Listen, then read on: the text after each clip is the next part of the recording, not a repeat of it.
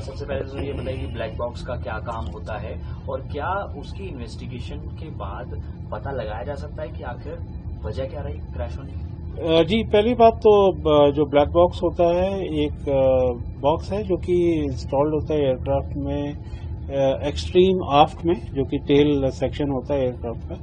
वहाँ पे इसलिए उसको इंस्टॉल किया जाता है ताकि अगर एयरक्राफ्ट क्रैश हो तो वो लीस्ट डैमेज लोकेशन होगी, और वो इतना स्ट्रांग बनाया जाता है कि वो it can withstand N explosion also.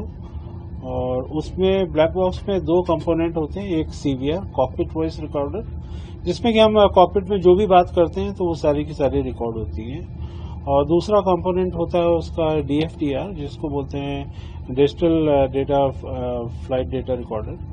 और उसमें बेसिकली एयरक्राफ्ट के इंजन के और एयरक्राफ्ट के सारे पैरामीटर्स रिकॉर्ड होते हैं। उसमें अगर इंजन के कोई पैरामीटर्स हैं, फ्यूल के हैं, सिस्टम्स के हैं, वो सारे पैरामीटर्स रिकॉर्ड होंगे।